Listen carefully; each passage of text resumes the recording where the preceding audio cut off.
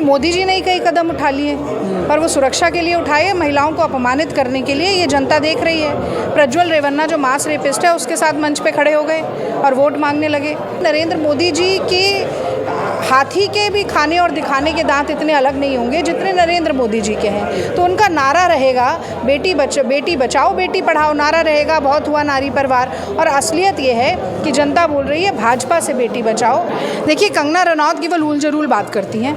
मैं समझती हूँ उन्हें शर्मिंदा होकर किसानों से पहली फुर्सत में माफ़ी मांगनी चाहिए, क्योंकि अन्नदाता का वो आंदोलन जिसने मोदी सरकार के घुटने टिका दिए, 3 काले कानून वापस लेने पड़े, उसके लिए कहना कि वहाँ बलात्कार हो रहे थे, वहाँ लाशें टंगी थी, तो प्रमाण दीजिए। महिला सुरक्षा को लेकर आज कांग्रेस ने एक प्रेस वार्ता की और जिसमें केंद्र सरकार और दिल्ली सरकार पर कई सवाल खड़े किए हैं। इस वक्त मेरे साथ इस मुद्दे पर ज़्यादा बातचीत करने के लिए कांग्रेस की राष्ट्रीय प्रवक्ता रागिनी नायक जी हैं। मैम, अभी मोदी जी महाराष्ट्र गए थे, वहाँ पे वो कह रहे हैं कि पिछले 10 साल में बीजेपी ने कई कदम उठाए महिलाओं के सुरक्षा को लेकर। वहीं दिल्ली सरकार कहती है कि हमारे अंतर्गत जो है कानून व्यवस्था नहीं आती है। देखिए, मोदी जी ने ही कई कदम उठा लिए, पर वो सुरक्षा के लिए उठाए, महिलाओं को अपमानित करने के लिए। ये जनता देख रही है।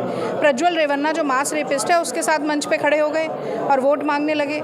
मोदी जी हैं जिनके चलते बदलापुर कांड होता है महायुति सरकार का, और ये शिंदे हो चाहे फडणवीस हो, वो चादर तान के सोते रहते हैं जब तक कि जनता नहीं उतर के आती और चक्का जाम नहीं करती रेलवे स्टेशन का। ये मोदी जी हैं जो कांग्रेस की पूर्व अध्यक्ष को कहते हैं कांग्रेस की विधवा, किसी की धर्मपत्नी को कहते हैं 50 करोड़ की गर्लफ्रेंड, और तो और संसद में ही खड़े होकर एक महिला सांसद को शूर्पणखा कहते हैं। तो मुझे लगता है कि नरेंद्र मोदी जी के हाथी के भी खाने और दिखाने के दांत इतने अलग नहीं होंगे जितने नरेंद्र मोदी जी के हैं। तो उनका नारा रहेगा बेटी बचाओ बेटी पढ़ाओ, नारा रहेगा बहुत हुआ नारी पर वार। और असलियत ये है कि जनता बोल रही है भाजपा से बेटी बचाओ।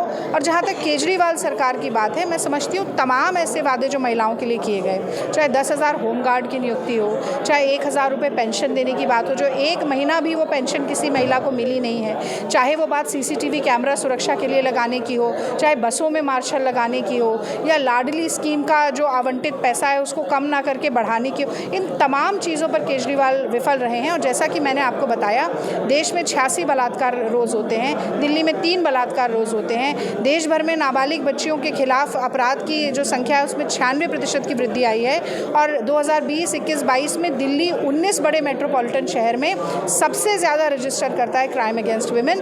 तो मुझे लगता है दिल्ली जो है वो दोहरी मार झेल रही है। 2 नकारा निकम्मी सरकारें, एक मोदी सरकार और एक केजरीवाल सरकार, जो महिलाओं की सुरक्षा, समानता, सशक्तिकरण और सम्मान के प्रति पूरी तरह से संवेदनशील है। कंगना रनौत ने जो किसानों को लेकर विवादित बयान दिया है, उसको लेकर क्या कहते हैं? देखिए, कंगना रनौत केवल उल जरूल बात करती हैं। मैं समझती हूँ उन्हें शर्मिंदा होकर किसानों से पहली फुर्सत में माफ़ी मांगनी चाहिए, क्योंकि अन्नदाता का वो आंदोलन जिसने मोदी सरकार के घुटने टिका दिए, 3 काले कानून वापस लेने पड़े, उसके लिए कहना कि वहाँ बलात्कार हो रहे थे, वहाँ लाशें टंगी थी, तो प्रमाण दीजिए। और अगर प्रमाण नहीं है तो माफ़ी मांगिए। और भाजपा का मजाक देखिए आप कि एक चिट्ठी जारी होती है जिसमें किसी के हस्ताक्षर भी नहीं है, तो कौन जारी कर रहा है और उस चिट्ठी जारी करने के बाद क्या कार्रवाई आप कर रहे हैं, कोई किसी को कुछ मालूम नहीं है। तो कभी कंगना रनौत कहती हैं कि मैं मनाली की सांसद हूँ, वहाँ दारू पार्टी करना चाहती हूँ। कभी कंगना रनौत कहती हैं कि देश आज़ाद 47 में नहीं हुआ था, 2014 में हुआ था। तो मुझे लगता है कि सबसे दुर्भाग्य ही है मंडी का कि ऐसी सांसद उन्हें मिली, और उनको तो राजनीति से जल्द बाहर करना चाहिए और कहीं ना कहीं भारतीय जनता पार्टी को कड़ी से कड़ी उनके ऊपर कार्रवाई करनी चाहिए। BRS नेता की कविता को सुप्रीम कोर्ट से जमानत मिल गई। देखिए, मैं आज इन्हीं मुद्दों पर जुड़ी रहना चाहती हूँ, क्योंकि फिर वो ज़्यादा अगर आप बड़ा दायरा कर दें तो जो असली मुद्दा है वो दब जाता है। ठीक है, तो देखिए ये थी हमारे साथ ज़्यादा बातचीत करने के लिए कांग्रेस की राष्ट्रीय प्रवक्ता रागिनी नायक। फिलहाल इस वीडियो में बस इतना ही। बाकी खबर देखने के लिए देखते रहिए पॉलिटिशियंस इंडिया न्यूज़। धन्यवाद। अगर आपको हमारा वीडियो अच्छा लगा तो हमारे चैनल को सब्सक्राइब करें, हमारी वीडियो को लाइक करें, शेयर करें और ऐसे ही देश की तमाम बड़ी खबरों के लिए जुड़े रहें पॉलिटिशियंस इंडिया के साथ।